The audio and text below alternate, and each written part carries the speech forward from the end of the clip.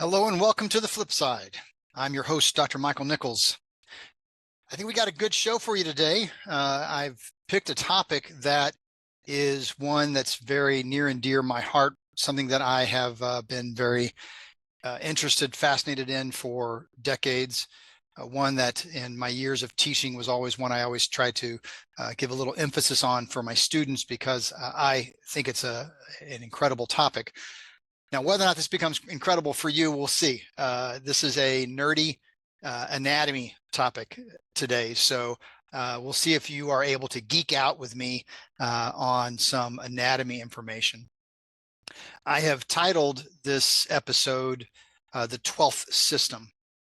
Now, why do I title this The 12th System? Well, because in anatomy, we have 11 organ systems.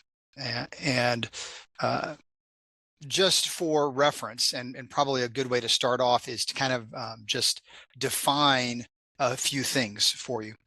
Now, in the world of education, in anatomy and physiology, probably, and I would say arguably, the most famous textbooks available, the ones that are most widely used, are anatomy and physiology books that are written by Tortora.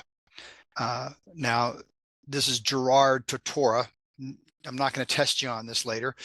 He is an author of textbooks. He's a professor himself, I forget where, and has over the decades written some of the most respected textbooks in anatomy and physiology. They're the ones that I've taught out of the most often. I've probably got about 6 or 7 copies of different editions lying around my house. And so I'm going to use his definitions for the following. So according to Tortora, an organ is defined as structures that are composed of 2 or more different tissues. They have specific functions, and they usually have a recognizable shape. So think about your liver as an organ, very recognizable shape in the body, very specific functions. Your heart, your lungs, your kidneys, your spleen. These are organs, okay? So then what follows is what would be referred to as an organ system.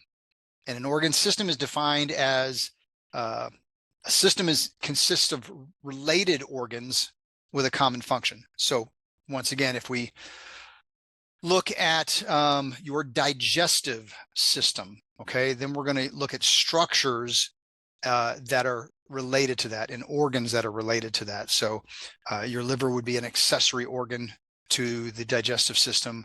Your gallbladder would be an accessory structure to your digestive system. The small intestine, large intestine, the stomach, these would all be organs that are going to have a common function. So we talk about them as a system. Now, in your body, in the human body, we have what is, like I said, known as organ systems, and we have 11 organ systems. Now, I've seen other people break it down as 12 organ systems, various numbers, but the most common number you'll see, and once again, the number used in Tortora's books are 11. And so those would be things like the integumentary, and this is not in any specific order, the integumentary system, which would be your skin, your muscular system, okay, skeletal muscle, all right, your skeletal system, bones, cartilage, etc., your nervous system, which of course would be the brain, the spinal cord, etc., your endocrine system, which would be the glands that secrete all of your hormones, the cardiovascular system, heart, blood vessels, etc., lymphatic system. Typically in that is also the immune system put into that, okay? The respiratory system, which would be, of course, the lungs, the digestive system, which we just talked about, the urinary system, which would be the kidneys, bladder, and ureters, and the reproductive system, okay? So those would be your 11 organ systems in the body. Now, I don't know how long historically we have talked about the human anatomy as having 11 organ systems. I don't know the history on that. That would have been something interesting to look up. But I will tell you that I've been teaching for a long time. I've been teaching almost 25 years. And then even beyond that in my studies, which have been going on since the late 80s with anatomy, I will tell you that I have been telling my students for over 20 years that, in my opinion, there should be a 12th system. Now, like I said, other people do categorize things as 12th systems. Some people put an excretory system. That's not really official. It's not put in there. The 11 organ systems that I just told you, those are really the official organ systems that all the textbooks recognize. And if you were to look up 11 organ systems, that's the kind of list that you would get. So this 12th system that I have always taught my students is the fascial system. The fascial system. Now, once again, not an official system. And when or if that will ever come about as a system is questionable. Who knows? I don't know. But to give you an idea of how things can work, if you've ever studied anatomy at all, and you've been told the taste buds of the tongue, okay, and you've been taught the special senses there, all right, you were taught sweet, sour, salty, and bitter. Those four. When I was first taking anatomy in the 80s, that's what we were taught: sweet, sour, salty, bitter. Those were the taste buds. It wasn't until the 2000s, and I don't know the exact date, that we got a fifth taste. And that taste is called umami, U-M-A-M-I, I do believe, a Japanese word which means savory, essentially. And that was then added as a fifth taste. So now we have sweet, salty, sour, bitter, and umami. Now, the interesting thing about the history of umami, interesting for a anatomy geek like myself, is that the first written information regarding umami was actually written in the early 1900s.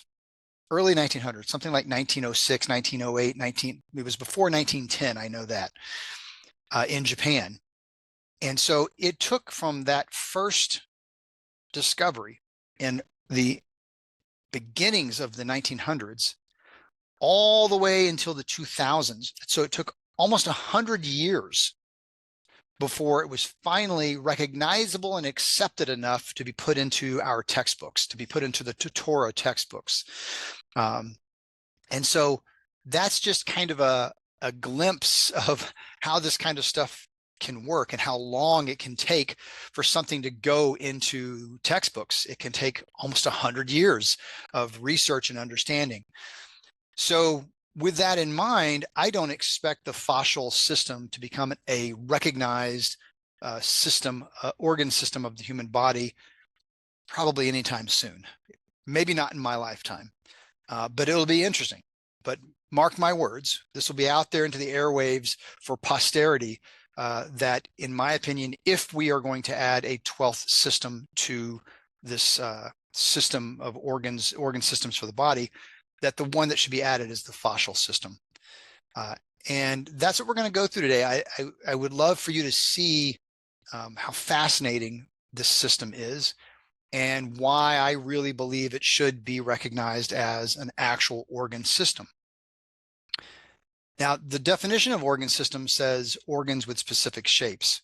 We don't really get that necessarily with the fascial system. So that may be the one stumbling block making it an organ system. That might be something where the definition of organ system has to be altered just a little bit to allow the fascial system in as a system, because you don't really get, the heart, of course. We were told the hallmark heart, right? It's really not shaped like that really at all. But we have a recognizable shape for the heart. We have a very recognizable shape for the liver. We have recognizable shapes for the kidneys. So we have those for those organs that are in those organ systems. You don't really get that with the fascia per se, but the impact and influence that the fascial system has on our bodies, that the fascial system has on our body's function and on the way we live our lives and on our health is extremely impactful. And I can't even emphasize the words extremely impactful enough. If I were to ask the lay person, what is the most important organ in your body, people would say the heart, the brain, your lungs, that type of thing. They'd probably say things like that, and they would be correct. Those things all are incredibly important. You can't really say that this one thing is the most important thing over others, because any of these things that you take out of the system is not going to function. The system works as an integrated whole as opposed to just these systems. Which is one of the problems with Western medical approaches, is that we tend to look at everything as segments. You go to a specialist for digestion, you go to a specialist for your heart, you go to a specialist for your lungs, you go to a specialist for your urinary system, you go to a specialist for your endocrine system or your nervous system, you go to a specialist for your skin, dermatologist, right? You go to all these specialists. And the problem is then those specialists have to try to work with this other specialist, to then work with this other specialist, to work with this other specialist, to try then to integrate everything. When the reality is that all of these things are integrated from the word go with the human. And there is no system in the body that is more representative of this idea of integration than the fascial system.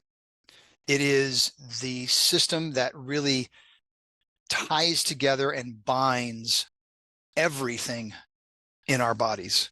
And so with that, we're going to get into this topic of fascia. Now, another definition to go over is the definition of fascia.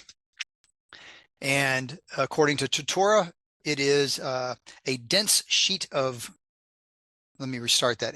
Fascia is a dense sheet or broad band of dense irregular connective tissue that lines body wall and limbs and supports and surrounds muscles and other organs. Now that's the definition that Tutora uses, and one of the editions that I pulled that out of, I don't remember what the edition was, but however, the Fourth International Fascia Research Congress, and yes, this is actually something that exists. These are like-minded fellow fascia geeks that get together for these international congresses to share research and talk about ideas about fascia, something I've always wanted to attend, but never had the privilege to do so. It is definitely right up my alley in my anatomy geek mind. They came up with a definition, and I think it was either 2012 or 2015. I don't remember, and I didn't write down the date. And they said that fascia is a sheath or sheet or any number of dissectable aggregations of connective tissue that forms beneath the skin to attach, enclose, and separate muscles and other internal organs. Now, once again, a very geeky definition, and one that is probably not real helpful for the lay person. I'm going to give you one that I think is absolutely my favorite, though. And I'm going to share this screen with you. This is from a piece of research.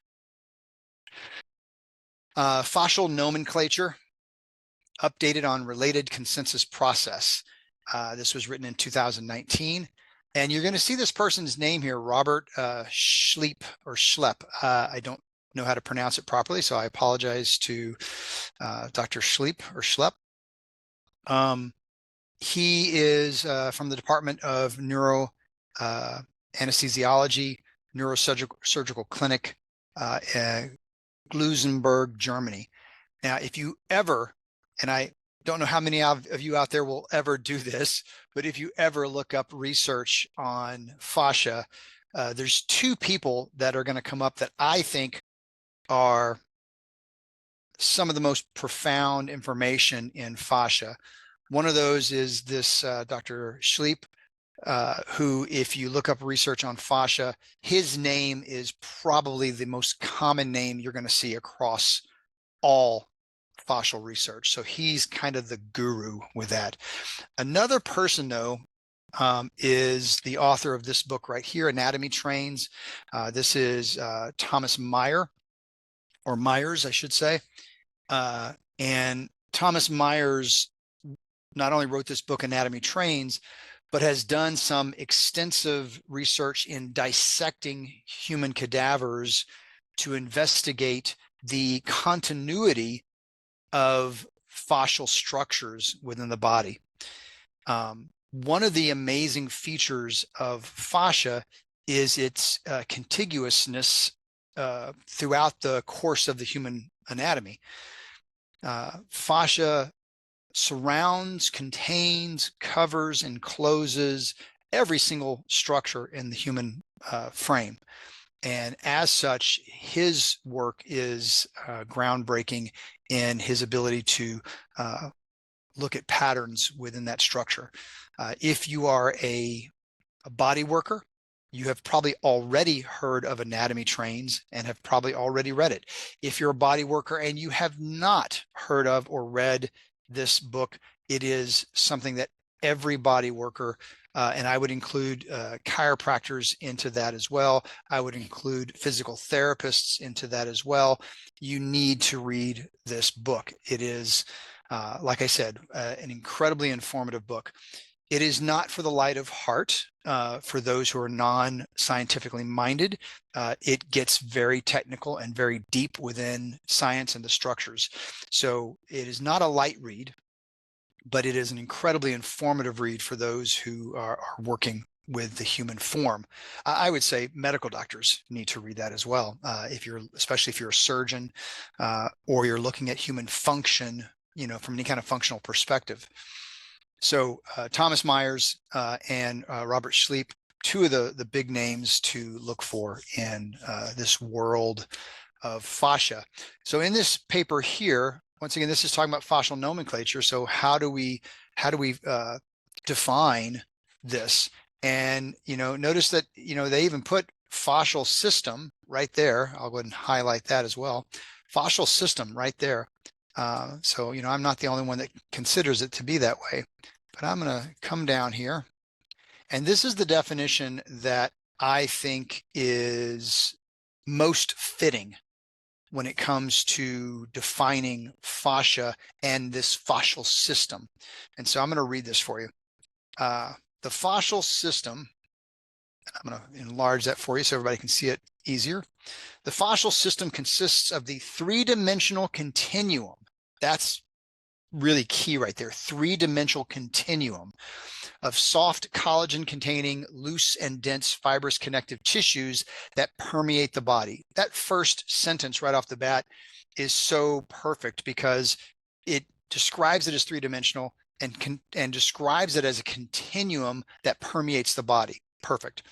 It incorporates elements such as adipose tissue, adventitia, neurovascular sheaths, aponeuroses, deep and superficial fascia, epineurium, joint capsules, ligaments, membranes, meninges, myofascial expansions, periostea, retinacula, septa, tendons, visceral fasciae, and all of the intramuscular and intramuscular connective tissues, including endomysium, perimysium, and epimysium. Exhaustive.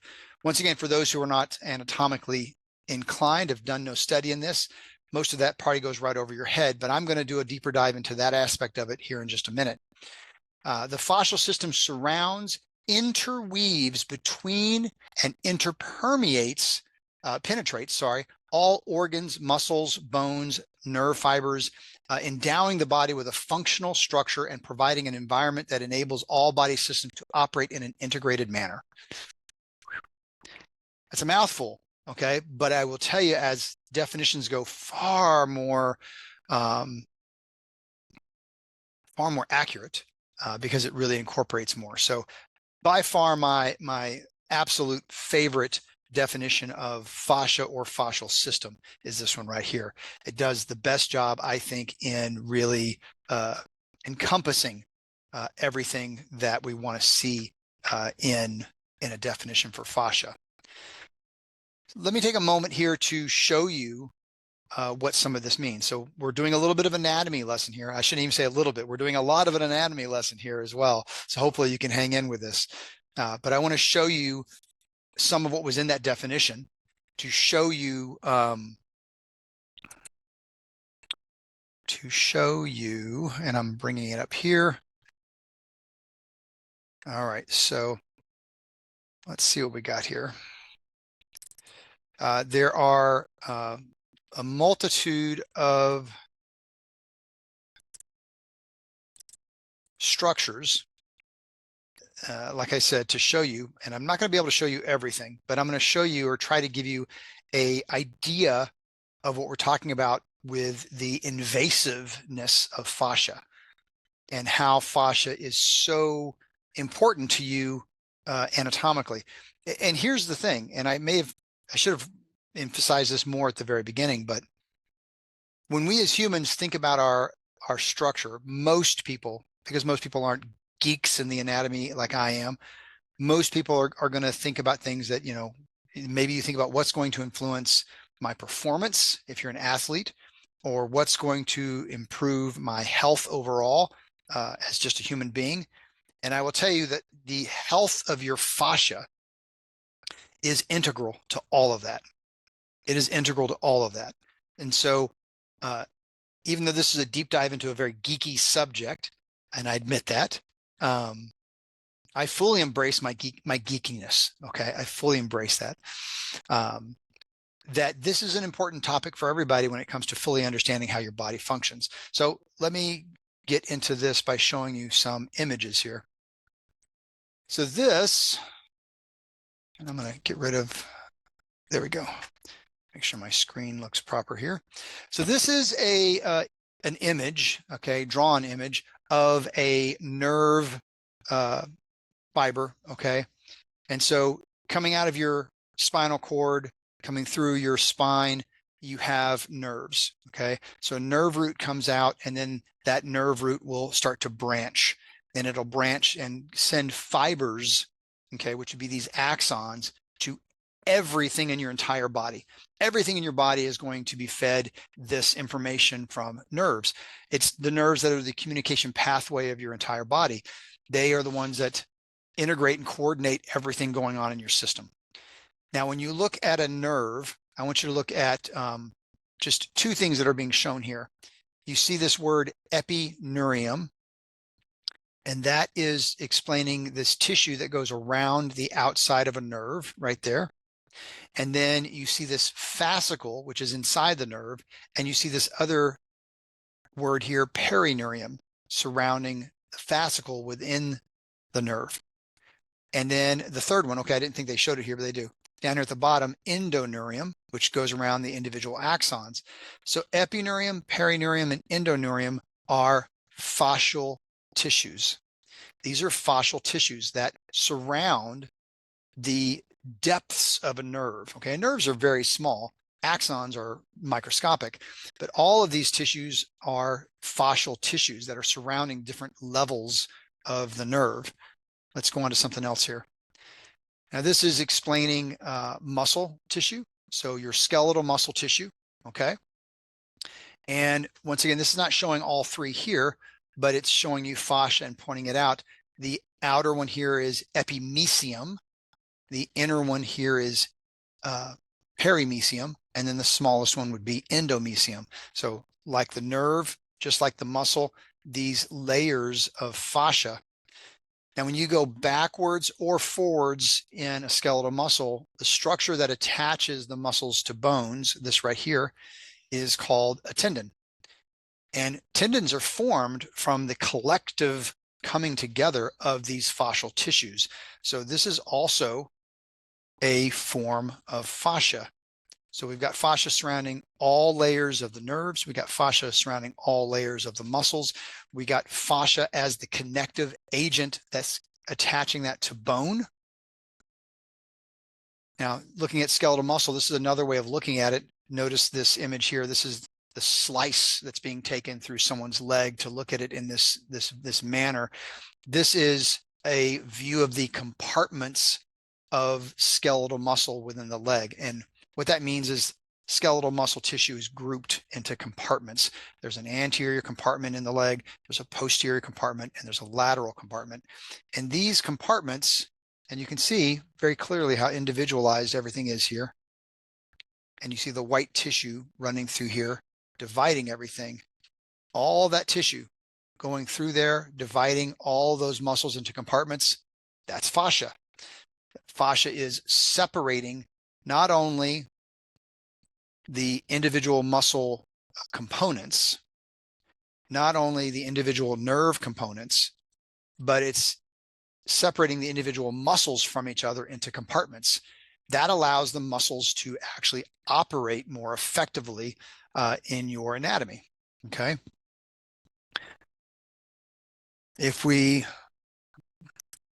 Okay, I'm getting into stuff I'm not supposed to get into. Hang on a second here. I thought I had the photos all lined up there, but obviously not. Here we go. All right.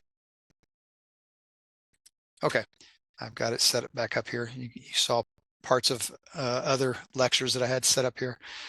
So the other layers, if we continue this, this is looking at the heart. So if you look at the heart, and this is blowing up the wall of the heart here. I'm going to increase the size of that. If we looked at the wall of the heart, this would be the myocardium, which is the muscle of the heart. Okay. Now, notice this epicardium right here, and this serous and fibrous pericardium, and also this endocardium. These are fascial layers as well. These are layers of fascia that specifically surround the heart as protection, and they also form this cavity, which there's a fluid in that, which adds as friction reduction for the heart for one of the purposes. This would be the lungs. And once again, look at the lungs. This is showing you the layers of the lungs. We've got the visceral pleura, the parietal pleura, and also a space there that has fluid. Once again, friction reduction is part of that. And these are the fascial layers that surround the lungs. Now, this is kind of going backwards. This was actually the slide I was hoping was next a minute ago. Here we see bone. Here we see skeletal muscle, and here we see skin. So let's say maybe that's in the arm. Here you'd have a bone, and then you'd have the muscle and the skin. So just as an example, once again, notice what we have. We have superficial fascia here. We have deep fascia here. We have all those individual layers of fascia that I showed you earlier with the muscle. And now here we have the different fascia that surrounds the bone.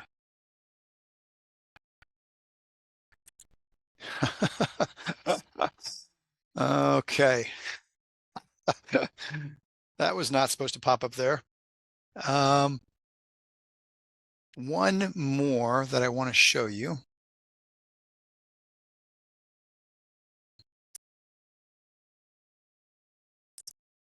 If I can find it.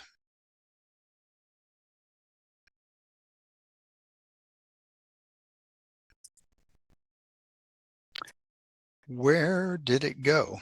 I had it right here. I'm supposed to be prepared.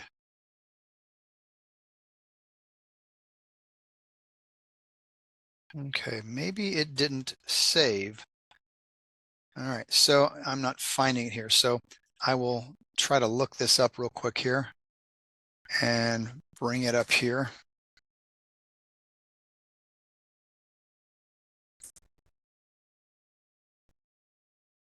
Bring up an image here. Okay, that is the image that I wanted. Don't know where that went.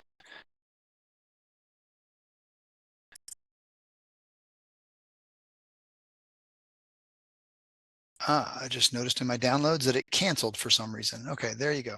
All right, so not a problem because I have it now. So let me pull this up here to show you. This is the last of these images to show you. All right, so not the best image because the wording on it is black on a black background, but not a problem because I'm going to explain it anyway.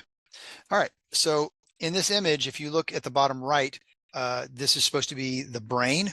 And so we're cutting out a section here to look at the brain, which would be this grayish material down here. Here's the skull, which would be right here, the bone, and you can even see the skin and the hairs here. So we're looking at an image of the brain. And once again, look at what we have here.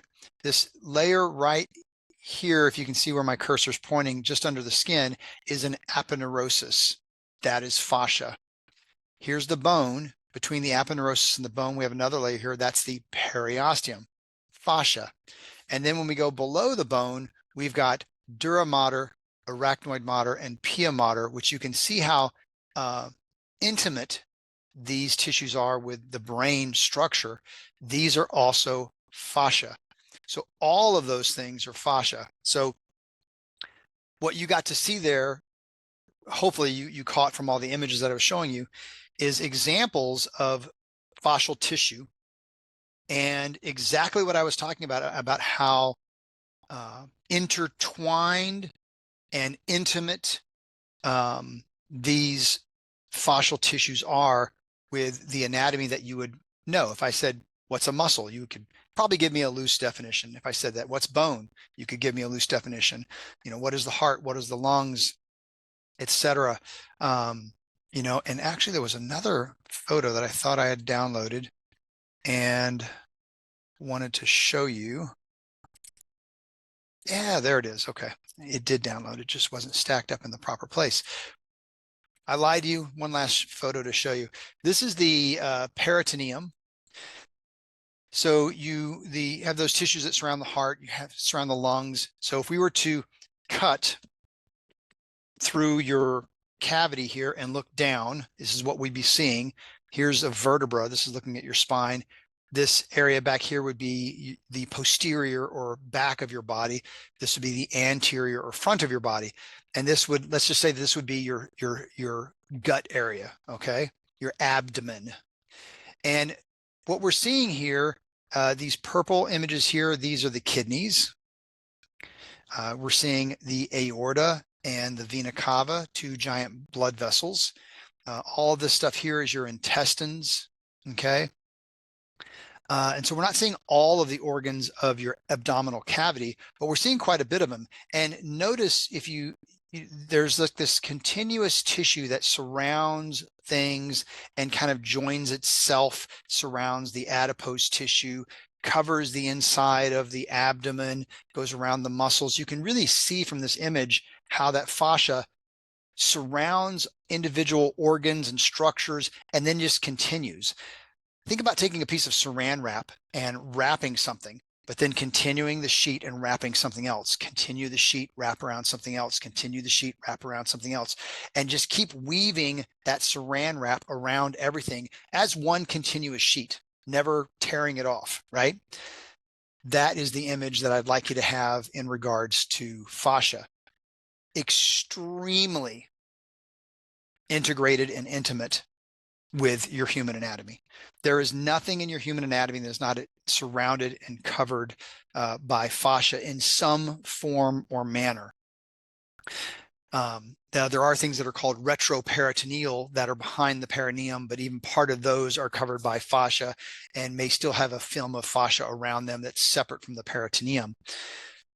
When I was in massage school, this was back in the early 90s. I graduated massage school in 1990 or 1991. I can't remember. It's been a long time. My anatomy instructor, his name was Christian. I don't remember his last name. This was the Massage School of Santa Monica in Los Angeles, California.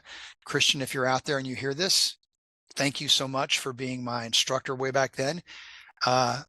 He was one of those instructors that left an impression because he made a comment once that stayed with me forever. And it really kind of started my fascination, my love for fascia. He said, if you were to take out everything in the human, uh, all the different tissues except for fascia, take out all the blood, take out the muscle tissue, take out the nerve tissue, take out the bone tissue, take out all the organ tissue, except for the fascia in all of its forms.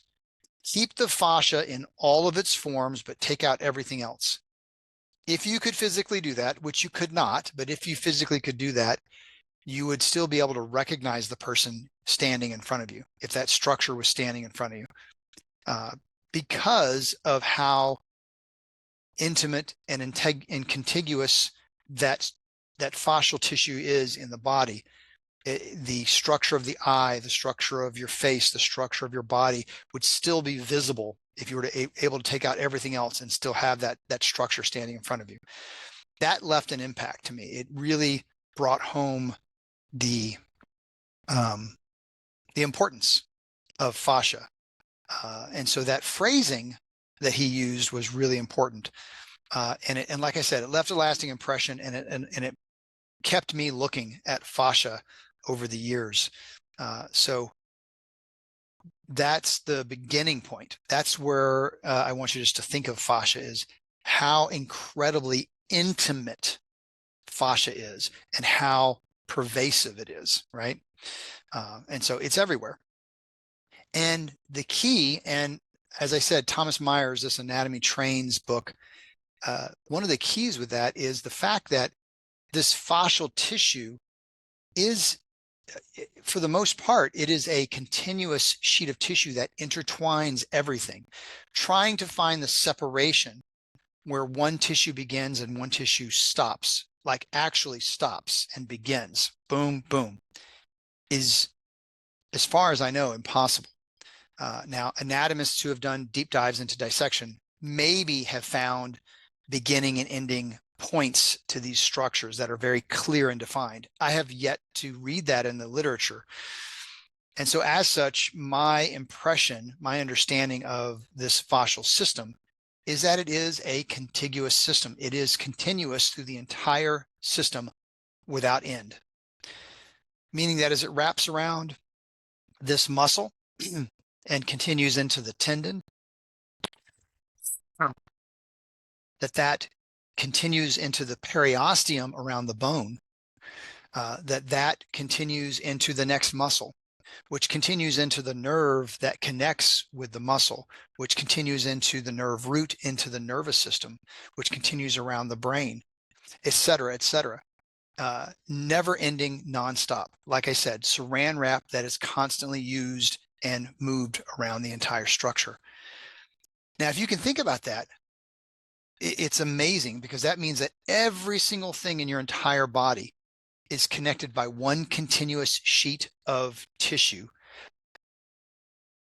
for all intents and purposes. That's pretty crazy. There is I don't remember the name of it. For those who are into plants, like I am into fascia, you'd be able to name this very easily. But there are certain trees and certain other plants that have networks of roots that connect the entire forest together as one living unit. And in essence, that's what I'm talking about here with fascia. It's connected in your body as one living unit, one living system. And so thinking about it from that perspective will give you the impact of what I'm saying, in the sense of, this system is really, really important because of how it moves through everything. This is a paper that I printed off because it didn't have a way for me to download it to show you on the screen. This is another name that you'll see in fascial research a lot. The last name is Bordoni, Bordoni. His first name is Bruno. I'm assuming that's Italian, sounds Italian. Bruno Bordoni, you'll see his name a lot. And this is simply titled Anatomy, Fascia, okay? But there is a there are a couple of paragraphs in here, a couple of things in here that I thought were incredibly impactful.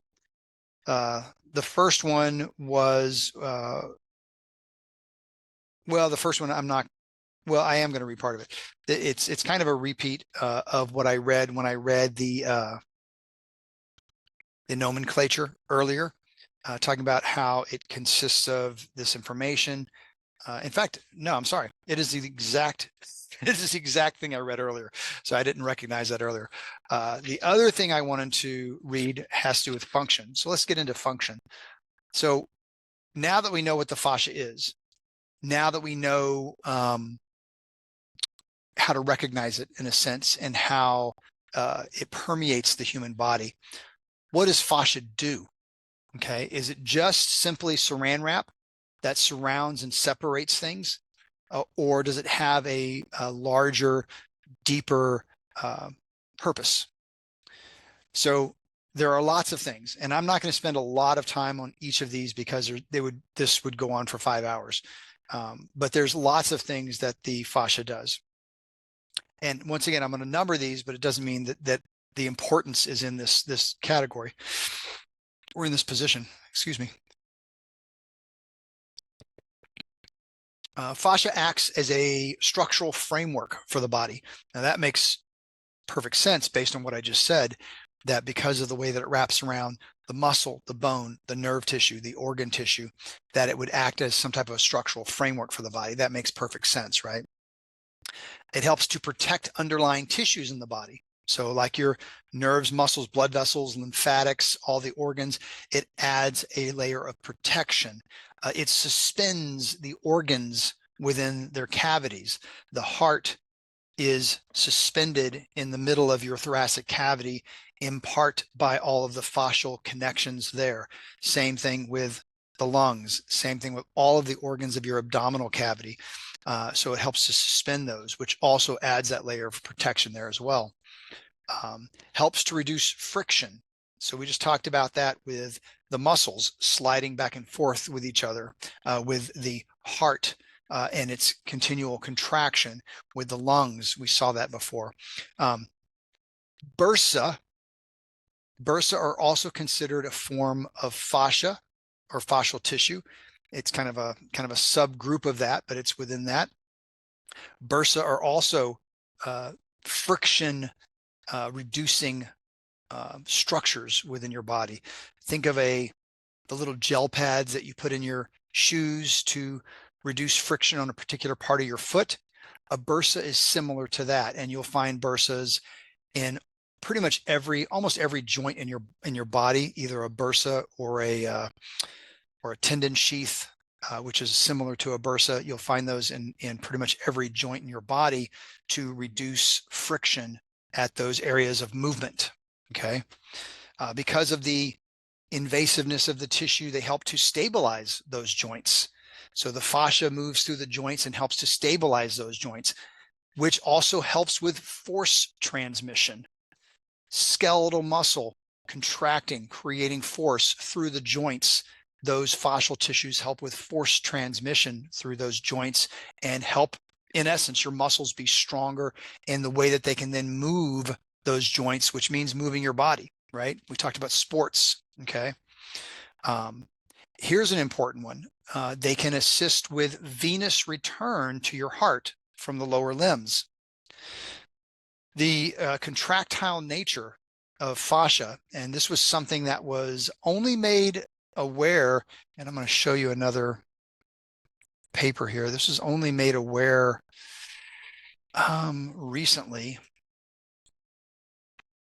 and I don't think this was the original first paper that talked about this, but this is a paper that talks about it, just to show that it's not just coming from me, that this is information in the research. As you see here, fascia is able to actively contract and may thereby influence musculoskeletal dynamics. So as we were just talking about, and if you notice, the first author on here is Robert Schlepp, as I mentioned earlier. Fascia is able to actively contract and may thereby influence musculoskeletal dynamics. I'm going to scoot down here to the very bottom down here. One of the things that was found and like I said, I don't remember the date that this was discovered, but the immunohistochemical findings of our study provide evidence for the existence of contractile cells, i.e. myofibroblasts in different fascial tissues. Essentially, they're finding what would be smooth muscle contractile tissue in the fascia. Now, for the longest time, fascia was once again just thought of as a sheet of tissue. It just surrounds the muscle, and now we're done with it. We're just going to talk about it as that, and that's it. But with the discovery of these contractile tissues within the fascia, that changes the story. That changes the entire explanation, the entire dynamic, right? Now we have to reconsider some of the aspects of fascia because, oh, wait a minute. You mean it has contractile properties? Okay. Now it's not just a sheet of saran wrap. Now it's contractile saran wrap, right? So we have to rethink everything. Our findings question the common, clear distinction between active tissues and passive tissues in the musculoskeletal dynamics. Once again, we have to rethink everything. This was 1992, Punjabi, another one of those names you'll always hear with anatomy. But this distinction between passive and active tissues, what we thought is passive, meaning it's just there and does nothing, or active, meaning it's actually doing something, suggests that active changes of fascial stiffness might play contributory roles to the motoneuronal coordination aspects of low back stability, because that's the area they were testing, and other musculoskeletal parameters when viewed in a time window of several minutes or longer. What that means is that this active status of fascia, whereas we used to think of it as a passive dynamic, now it's an active dynamic, that this is going to play contributory roles to the musculoskeletal contractile nature of muscle and its function. Okay, so it's going to be actively involved in that. Now, like I said, this is 1992. This is once again showing you how long it takes for things to start to become more well-known in the world around this research. The research 1992, it's taken a long time for people who are removed from that research to start to fully understand it and utilize it. But that's the contractile nature of protein of fascia, and that's a big thing. It's a very big thing when it comes to the dynamics of the body. What else? One of the most fascinating. In fact, before I even use that, so I'm going to keep you in suspense for a minute. Another aspect of fascia is its ability to interact with the nervous system and participate in nerve transmission. Okay, hopefully I'm wording that in a way that makes sense here. I'm going to pull up another paper here for you. As you can see from the title of this paper, fascia as a body-wide communication system. Now, you'll see here the author, James L. Oshman, he wrote a book along with Schlepp. God, I wish I knew how to pronounce that name properly. I really apologize to the author for butchering his name. But this book, which is another one of the books that I think is one of the more profound pieces of literature when it comes to fascia, the book was called, and I don't have a copy of it. I've read chapters of it online. Fascia, the tension or tensional network of the human body. Fascia, the tensional network of the human body. That's the name of the book. And once again, Robert Schlepp and this guy are two of the main authors. I don't know if there's any more authors besides him, but they are the main authors with that.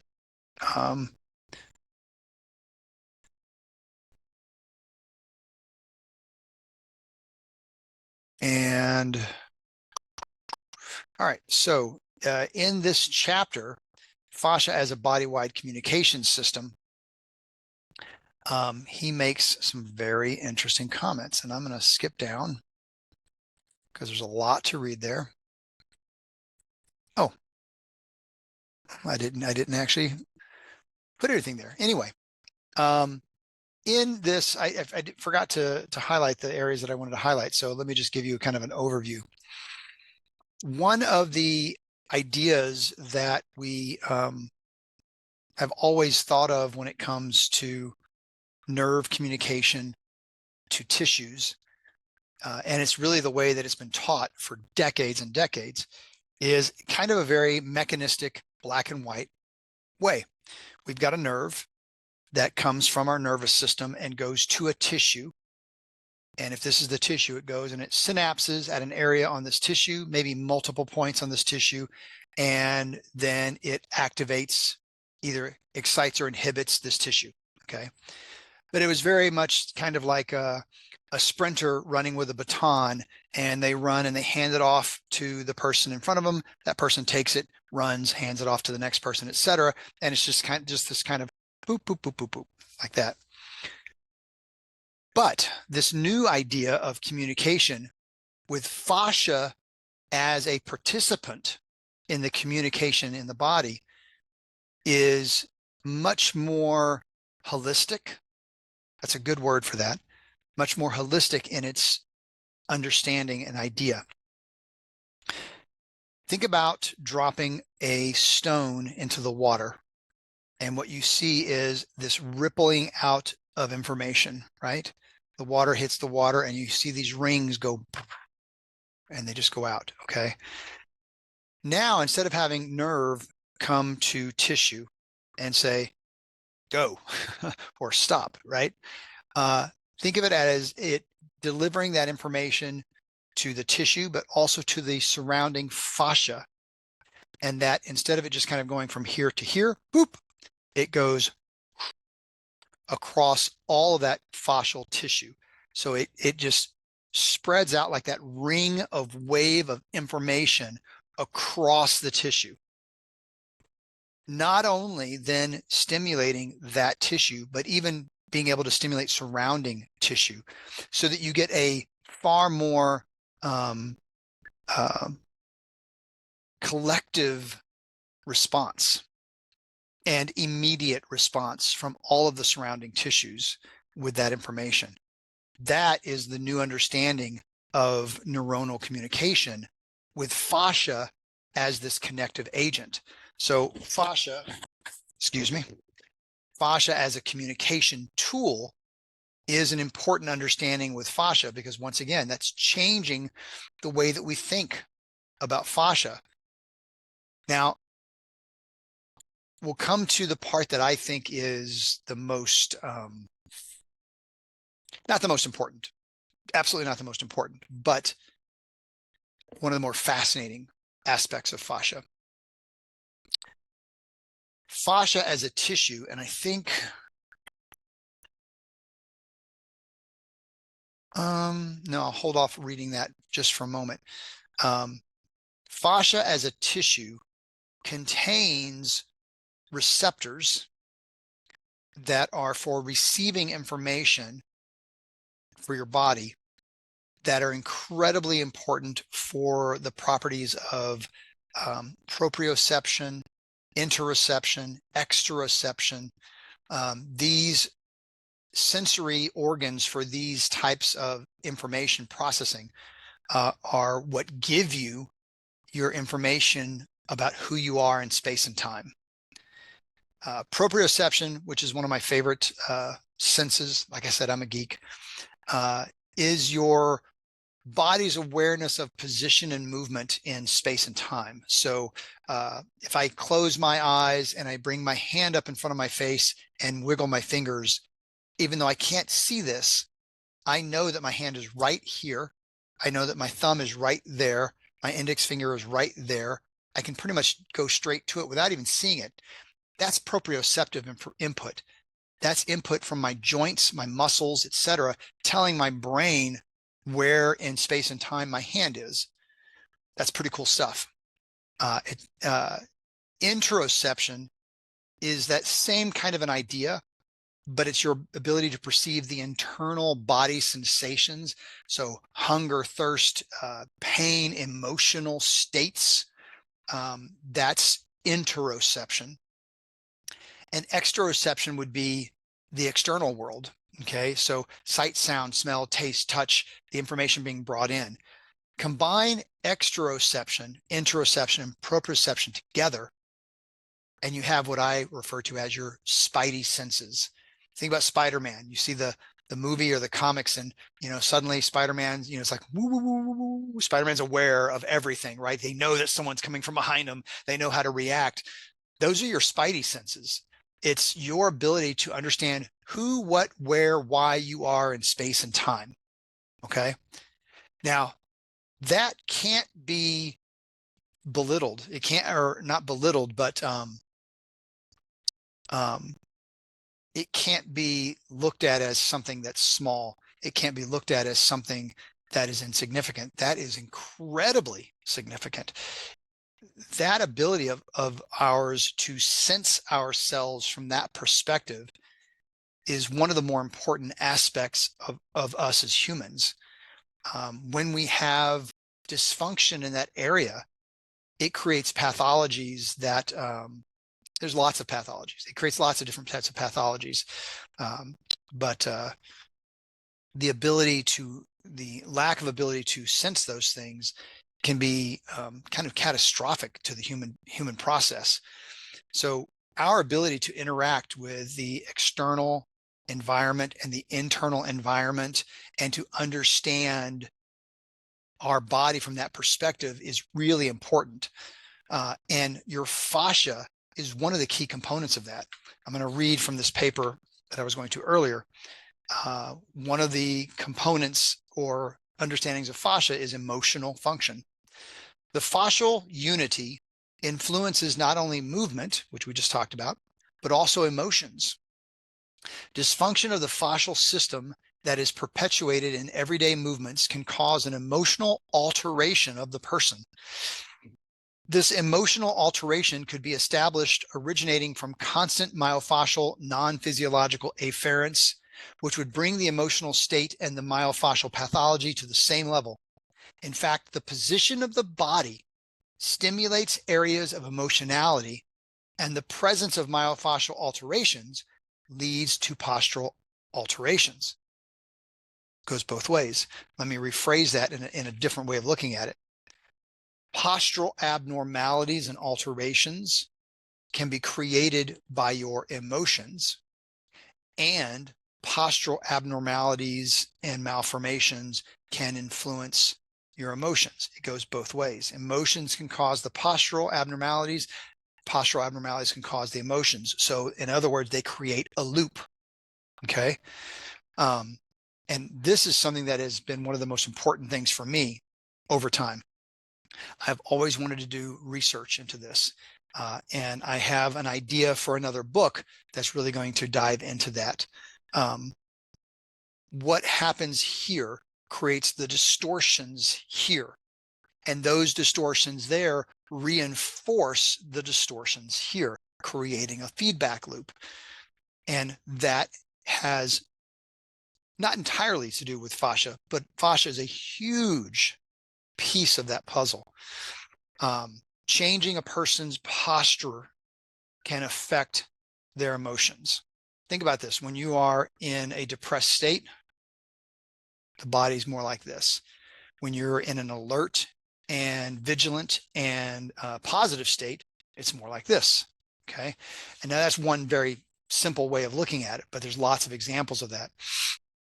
So that's a really important aspect of fascia. When we think about those aspects of extero, intero, and proprioception, the vast majority, approximately like 80% of your afferent nerves terminate into something called free nerve endings. And these free nerve endings exist in the fascia. They are referred to typically as interstitial muscle receptors, and they're located in fascial tissues, like endomysium, et cetera. And this aspect of emotions connected into fascia can explain a lot of things, and I'm going to get into that really here in just a minute. Well, why don't we get into it now? Really, seriously. I mean, if we think about that, let's think about how these things kind of come together. Here's something that, and I'm going to get political just for a second. It's hard for me to not get political sometimes. My man, Secretary Kennedy, okay, RFK Jr., is head of HHS. We now have, well, and I'm forgetting his name now. We now have a colleague that Bobby Kennedy relates with very well, who is also running NIH. That's really important. The NIH is the research branch of our government for when it comes to, especially when it comes to health things that we're talking about. And the NIH is responsible for funding tons of research, millions and millions, if not billions of dollars in research. Now, who gets that money? Traditionally, it has gone to very Western medical mechanistic ideas of health. And any idea of health that goes towards the alternative, that goes towards the vitalistic approach of health, either gets no money or it gets very, very small amounts of money to be able to do research that really needs far more investment to make it functional. And so traditionally, anything that steps outside of the Western medical idea, the black and white, no gray view of things, doesn't get much funding, if any funding at all. And that's something we're hoping is going to change. If we really want to explore health in a way that's going to make us better as human beings going forward in our society, we really need investment into more vitalistic approaches to health research. And these approaches into fascia that I'm talking about, getting more into that, is really, I think, going to interconnect some of the ideas that have long been looked at from that Western model as hokey. Okay, I'll use a technical word, hokey. Things like different aspects of massage therapy, like myofascial, craniosacral work, reflexology, chiropractic, acupuncture, any of these types of alternative type ideas do not get much research investment. It's very difficult to get research investment money through the NIH or any other economic source when those are the ideas that you want to research, because the basic mindset of that medical system looks at those things as hokey. They look at those things as, why would I invest in that? It doesn't exist, right? Forget the fact that acupuncture as a system has been around for like 3,000 years. And I may even be off in that. It may be 5,000 years, 3,000 years, probably at a minimum, long before any of these ideas in Western medicine have existed. And anything that has existed for that long, with so many people swearing by it, you cannot tell me that there's nothing to it, right? It's all placebo. It's in the person's mind. Okay, whatever. But this is where research would help with things, right? But let's talk about fascia with that, and why I'm speaking like this. Think about things like any type of myofascial type work, or anything that involves movement type therapies. Think about yoga, tai chi, qigong, Feldenkrais. Okay, any of these things and more that affect the fascia, and in return help fine tune a person's intero and exteroception sensations, therefore creates a deeper understanding of the person and their own body. That's why doing Tai Chi, doing Qigong, okay, doing these types of activities help the person's health and mental stability and state of mind, because you are getting that extro, intero, proprioceptive input, and it's leading you to have a better understanding of your own body. There's no way that that can't influence your health from a positive way. There's no way. Okay, no way at all. Think about things like acupuncture, which we just talked about. Think about the meridian system. The meridian system in acupuncture is a theoretical network of energetic flow in the body. Okay, and there may be a better definition of it. That's just my definition of it. It is not a map that will overlay your nervous system. It's not one that overlays your circulatory system or your lymphatic system, even though there are common points that would affect all of those things. They don't overlay each other. But the fascia could be something that helps to explain why the meridian system, these points of where the acupuncturist puts their needles, the deeper understanding of the fascia could help understand why that works. You know, is it this mystical meridian system that we can't see on dissection? Or is it actually maybe some kind of interaction with the fascia and that ability of it to connect with the nervous system, right? Maybe it's that. And I don't know. I'm just putting out theories for you. In chiropractic, in my own profession, if you've ever been to a chiropractor and they have had you turn your head left, have you turn your head right, and they're looking at your feet, they're doing what's called a cervical leg check, where the person turns their neck left or right, and there's a shifting of the legs, and it helps the chiropractor with an understanding of what's happening in the neck. Now, people in the Western medical mindset would look at that and go, that what is that? How does that work? That can't do anything. But once again, understanding fascia and the way that it connects with bone, muscle, tendon, ligament, etc., can show the interconnectedness between here and your feet.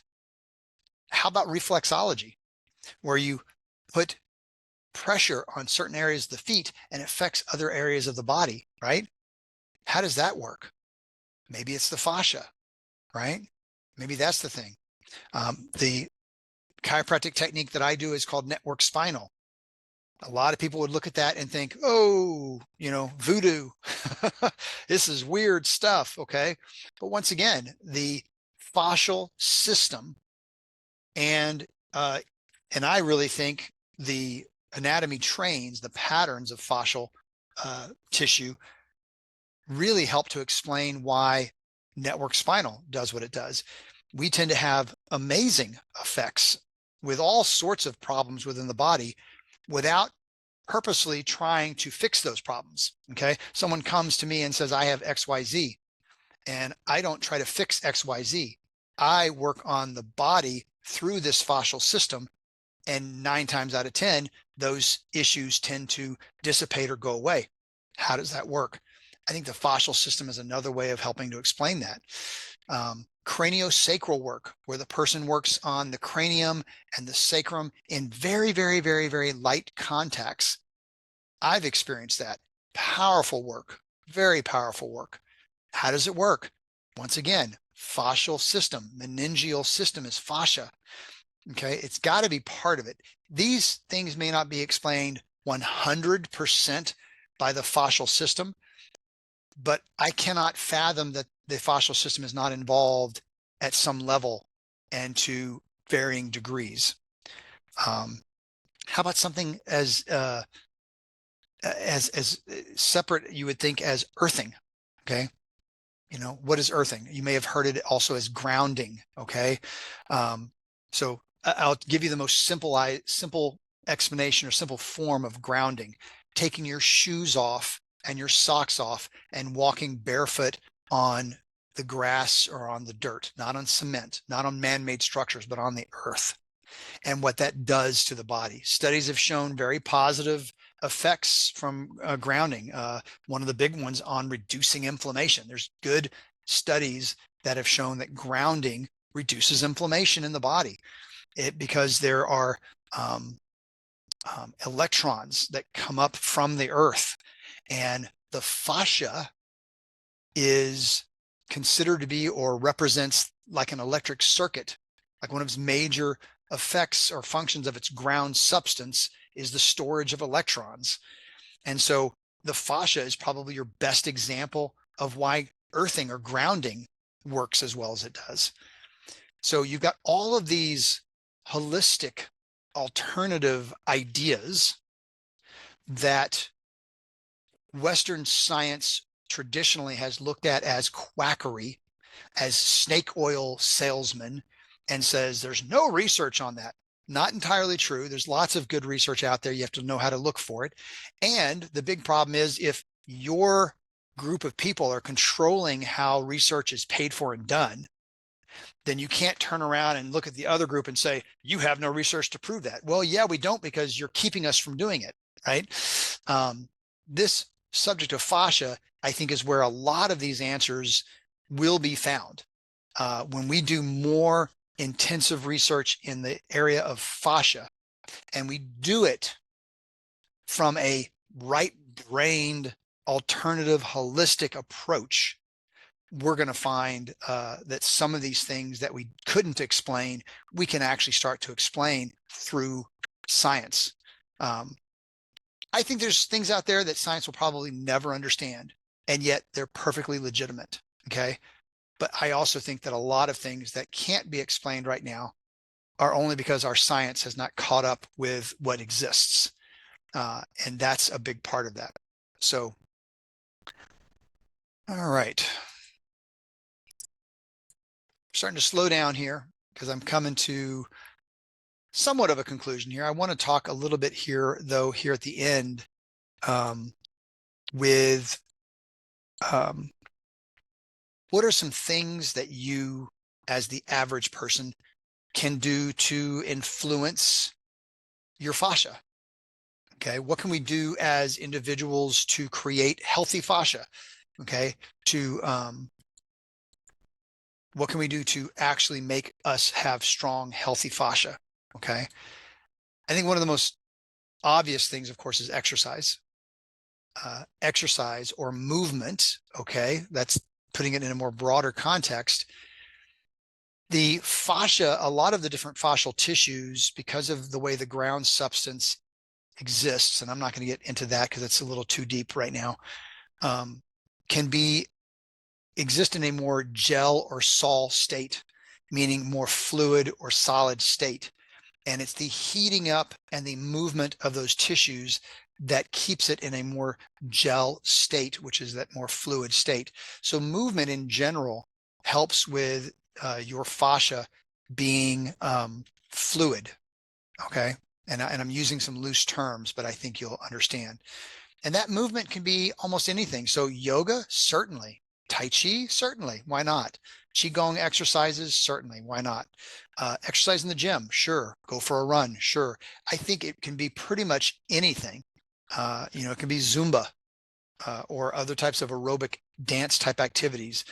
Whatever floats your boat and gets your heart beating, the blood flowing, and the muscles moving and creates heat in the body is going to be a good thing, and it's going to assist and help fascia.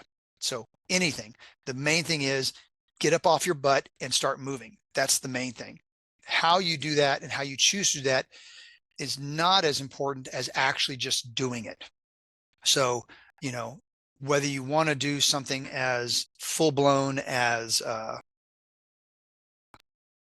trying to remember the name of the type of exercise. Anyway, something really intense or something more mild, just get up and get moving. Another thing that seems also fairly straightforward, I think is pretty self-explanatory, is hydration. That ground substance and essentially fascia as a whole is made up of something like 70% water tissue. I mean, the tissue is very fluid. It needs to be hydrated. And so when we talk about our body needing water, same basic idea, but you're hydrating your proper hydration is going to feed your tissues and feed that fascia. So, find yourself some kind of bottle that you can use. Glass is the best, but of course it breaks, or some type of metal container, no plastics, and drink pure water. Mountain Valley spring water, one of the best sources of water on the planet. Hey, Mountain Valley, you need someone to be a spokesperson? I'd love your advertisement money. Here we go, right here. All right. Mountain Valley spring water, really excellent stuff. And so, but the big thing is just drink water. Okay. You got to get hydrated. So movement and hydration are big of that. I mentioned earthing before. There are items you can buy for your bed, blankets, grounding blankets, things that you put on your bed to help with bringing up those electrons from the earth. There are shoes. There are other devices for earthing, but also too, just during the summer, taking off the shoes and the socks and walking barefoot. I don't want you to cut your feet up. I don't want you to damage your tissue, but walking on the, go to the park, walk around on the grass for an hour, that kind of stuff helps not only with your fascial tissues, but with your health as a general aspect of that. I mentioned massage earlier. All massage, I think, is excellent. And of course, personal preferences will dictate what you like for massage. I love myofascial massage. And in fact, Thomas Myers, who wrote this book, he has his own type of technique. I've never experienced it, but I would assume, because of knowing his work and his brain a little bit, that it's going to be really good work. But myofascial work in general is my favorite type of massage work. It's very gentle, but it's very gently powerful, and it affects the myofascial integration is what it's affecting. And lastly, and of course, absolutely not least, is your nutrition as a whole. You are what you eat, and you'll hear me repeat that a billion times if you're going to watch this show. And so one of the big aspects of your fascia is collagen. So getting proper sources of collagen into your body to put that back into your system is really good. Bone broth is a very rich source of collagen. And if you're going to do bone broth, make sure that it's organic, pasture raised, pasture fed, organic sources is what you want for that. Any type of meat, fish, eggs are going to be very rich in collagen and other nutrients that work along with the collagen to make it synergistically work in your body. If you're vegetarian, beans, legumes are a good source of those synergistic ingredients for collagen. Having an anti-inflammatory diet as an overall goal for your body is really important. And so that's also something to work towards as well. So, you've got lots of things that you can do to create a healthy body and to create healthy fascia or fascial system. Hydration, movement, I said the grounding, the massage, the myofascial, and nutrition. Those are just a handful of things that you can do on a regular basis to make your fascia strong. And of course, that means making the rest of your body strong too. You are not only what you eat, but you are what you do and you are what you think. So the actions you take in your life through here, through your ears, through your eyes, and through the movement of your body are what are going to create the individual that you become. And so that includes your fascia. So I hope you have loved and geeked out with me on this journey through fascia. And we could do so much more with this topic because I was just covering the overview for the most part. I've always said I want to start doing interviews with people, and I would love to get someone like Thomas Myers or someone who can geek out with me with the fascia. It's such an incredibly fascinating topic to me. I hope you learned a lot. I hope it stimulated something for you to want to learn more. Education is power. Knowledge is power. Go out there and use your brain. And until next time, I'll see you on the flip side. Bye-bye.